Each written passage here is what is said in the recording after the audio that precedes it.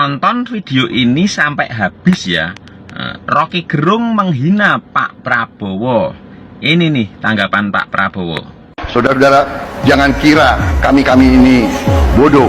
Memang ada yang mengatakan saya ini tolol, ada. Nggak apa-apa. Ada yang mengatakan saya bajingan yang tolol, ya kan? Tapi saya nggak sebut namanya, kalian sudah tahu loh. Nggak apa-apa. Tapi kami paham dan kami mengerti. Jadi, saudara-saudara, 100 hari pertama kami akan baik. Dalam arti, saya berharap ada kesadaran. Saya pernah menyampaikan, seluruh aparat, seluruh institusi, bersihkan dirimu sebelum kau dibersihkan.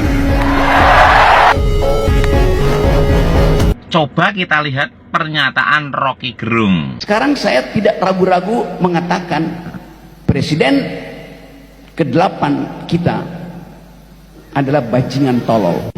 Nah, buat Rocky Gerung, Indonesia itu emang negara demokrasi. Jadi boleh mengkritik siapapun yang ada di pemerintahan. Tapi bukan berarti kalau boleh mengkritik itu juga boleh menghina. Jadi Anda ini yang katanya pintar harusnya kan bisa membedakan tuh antara mengkritik dengan menghina. Dan pendukungnya Rocky Gerung ini pasti kebanyakan dari pasukan sakit hati. No, komennya begini. Dia kan tidak menyebut nama Pak Prabowo. Dia kan tidak menyebut Indonesia. Tapi kan dia cuma menyebut presiden kita. Nah, gini loh. Maksud saya, kita itu dalam tanda petik ya, kita itu ya yang ngomong itu sama kalian yang ada di situ semuanya.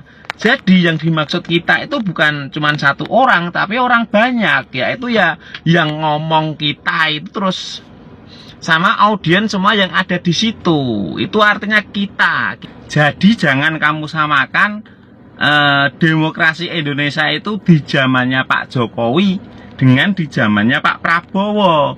Kalau di zamannya Pak Jokowi, kalian itu mau menghina Pak Jokowi apa aja. Pak Jokowi itu orangnya berhati mulia. Beliau nggak ngaruh kalian kata-katain. Tapi beda dengan presiden saya yang sekarang nih bos. Dia mantan jenderal nih bos. Didikannya keras. Jadi menurut saya gini aja. Kalau menurut kalian yang berada di situ tuh sama si Rocky Gerung, kalau kalian itu tidak suka dengan presiden dan wakil presiden Indonesia, kalian angkat kaki aja dari Indonesia, enak loh, nggak usah tinggal di Indonesia.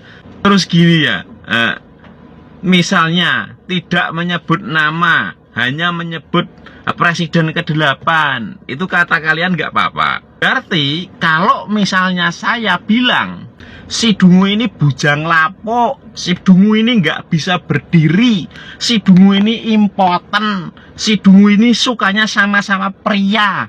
Kalau saya bilang si Dungu kan perkataan saya itu tidak menyinggung seorang kan, bener kan? Delogok. Pernah nggak kalian berpikir para pembenci Jokowi, ya elit-elit politik yang di atas sana jarang sekali menyenggol seorang Prabowo, karena tahu sekali ya jika mereka sering menyenggol seorang Jokowi, memfitnah seorang Jokowi, Bapak Jokowi itu hanya diam. Dari saat Bapak Jokowi menjadi presiden pun Bapak Jokowi tidak pernah menanggapi. Tapi di saat Bapak Prabowo menjabat itu berbeda dengan Jokowi. Ya, Bapak Prabowo akan tegas untuk rakyat Indonesia. Apa yang dijalankan pemerintah jika itu sudah benar dan baik, dan jika ada yang menghalangi, maka Bapak Prabowo tidak segan-segan untuk menindak. Nah, ini yang ditakutkan oleh para pembenci Jokowi ini. Mereka tidak lantang untuk menyerang Prabowo, tapi menyerang seorang Jokowi, mengkambing hitamkan seorang Jokowi, karena mereka takut dengan seorang Prabowo. Faktanya seperti itu. Ada yang mengatakan saya bajingan yang tolol, ya kan? Tapi saya nggak sebut namanya, kalian sudah tahu loh. Nggak usah Pak, nggak usah dikasih tahu. Kita udah tahu kok siapa orangnya. Pasti nih si jomblo permanen itu ya kan? Ya. Siapa lagi yang berani kalau bukan dia, ya kan? Hanya dia yang mentolol-tololkan pemimpin, cuman dia. Nggak ada lagi yang lain. Ya udah Pak, maklumin aja Pak. Karena dia makannya di situ Pak, dengan cara menjatuhkan, menghina orang lain. Gitu loh. Bapak baru sekali disindir. Kalau Pak Jokowi mah udah kenyang di sini dia, dicaci maki dia selama 10 tahun ini. Cuman untung aja Pak Jokowi nggak menanggapi. Dianggap kentut lewat aja sama Pak Jokowi.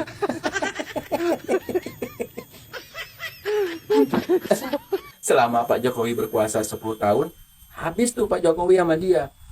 Dan sampai purna tugas pun masih aja disebut-sebut nama Pak Jokowi. Karena dia makannya di situ, Pak, dengan cara seperti itu. Jadi harap maklum aja gitu. Bapak baru sekali. Atau gini nih, Pak. Saya punya ide nih, Pak. Bapak pakai mode Soeharto aja sekalian, Pak. Bodoh amat, ya kan? Orang yang berpotensi memecah belah keutuhan bangsa ini atau yang memprovokasi sesama anak bangsa, sikat, Pak. Itu. Ngapain dibiarin gitu kan? Karena mereka itu nggak memberi solusi. Kalau memberi solusi sih nggak apa-apa, terima gitu. Yang keluar dari mulut mereka itu hanyalah cacian makian. Mereka itu berlindung di balik kebebasan berpendapat. Itu di situ. Nah, mereka lupa bahwa kebebasan berpendapat itu juga ada batasnya, gitu loh. Jadi mereka di situ, hina sana kebebasan berpendapat, hina sini kebebasan berpendapat. Nah, mereka berlindungnya di sana, Pak, gitu. Jadi pemerintah harus tegas menindak orang-orang yang seperti ini. Mereka itu udah kebablasan. Makanya saya bilang, pakai mode Soeharto aja sekalian, Pak. Kasih efek jerah, Pak, kepada orang-orang yang seperti ini. Karena kalau tidak ada efek jerah, mereka itu kedepannya akan makin menjadi-jadi, Pak. Tapi kalau udah ada efek jerah, ya setidaknya dia kapok lah begitu. Maunya begitu, Pak. Bodoh amat orang bilang otoriter kayak apa kayak. Yang penting negara ini aman. Itu, Pak. Jadi kami mohon sama Pak Presiden Prabowo, tolong tindak orang-orang yang seperti ini. Kami berharap banget dulu, setelah Bapak terpilih jadi presiden ini, ketegasan Bapak yang dulu itu harus dipertahankan di sini, Pak. Jadi orang-orang yang berpotensi memecah belah keutuhan bangsa ini, sikat, Pak, karungin. Kalau nggak gitu, mereka nggak bakal kapok-kapok, Pak. Seterusnya mereka akan seperti itu. Nah, selama 10 tahun Pak Jokowi berkuasa kemarin, mereka ini nggak diapa-apain, Pak. Makanya mereka tuh leluasa. Nah, kami mohon di zaman Bapak ini, tolonglah hidupkan lagi model Soeharto, gitu loh, Pak. Nggak apa-apa dibilang otoriter juga, asal negara ini aman, rakyatnya tentram, nggak terpecah belah kayak gini, gitu loh, Pak. Memang kebebasan berpendapat itu dijamin undang-undang. Tapi kan ini bukan kebebasan lagi, udah kebablasan, Pak. Masa seorang pemimpin dibajing tololkan? Kan itu udah kelewatan saya rasa, Pak. Nah, kalau udah kayak gini, Bapak diam aja, ya mereka akan makin menjadi-jadi nanti. Kalau mereka memberikan solusi, ini loh, saya kasih solusi untuk ini loh. Nah, itu bagus untuk bangsa. Tapi kalau udah membajing-bajing tololkan pemimpin, apakah itu baik untuk bangsa ini? Nah, kami mohon dengan ketegasan Bapak, mohonlah Pak ditindak gitu. Itu harapan kami sama Bapak. Semoga bisa terrealisasi. Ini untuk kebaikan negara, Bapak, untuk kebaikan bangsa ini. Kalau dibiarkan, sekali lagi, kalau dibiarkan, ini akan banyak lagi orang-orang yang membajing tololkan pemimpinnya, Pak. Karena nggak ada efek jerah gitu. Nah, kalau dikasih efek jerah, setidaknya mereka ini kapok. Kalau nggak kapok juga, emang udah wataknya seperti itu gitu.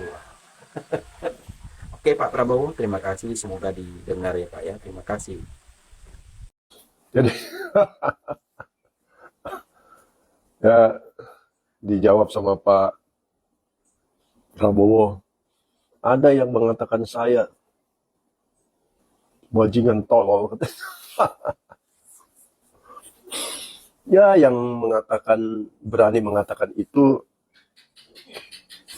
Biasanya orang yang merasa lebih pintar dari seorang Presiden Prabowo.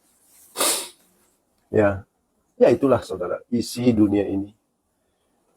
Ya, masyarakat suka tuh dengar. Jadi seorang Rocky Gerung sampai hari ini terus menjual kata-kata. Ya, Rocky Gerung kan cuma jual ludah, kata-kata. Tidak perlu tanpa tindakan.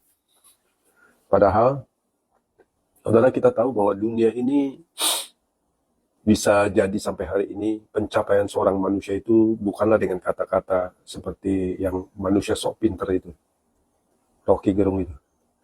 Dunia ini bisa maju dan mencapai suatu kemajuan yang sangat signifikan dan luar biasa, beyond our imagination. Itu karena tindakan, saudara. Kita melihat orang-orang yang menguasai sumber daya, teknologi, ya, itu adalah orang-orang yang bertindak, bukan omon-omon doang. Tetapi ternyata di dunia ini selalu ada dua kelompok, saudara. Ada yang suka akan kebaikan, ya, ada yang suka akan hal-hal yang negatif, yang dibungkus dengan narasi kata-kata. Ya, tetapi hasil akhirnya is nothing. Sementara yang lain tanpa berkata-kata, ya, kita melihat pemimpin kita Bapak Jokowi, dia bekerja dan menghasilkan luar biasa kemajuan bagi bangsa ini. Termasuk Prabowo. Ya, dia berhasil ya, membangun Partai Gerindra dan hari ini kita melihat dia menjadi seorang presiden.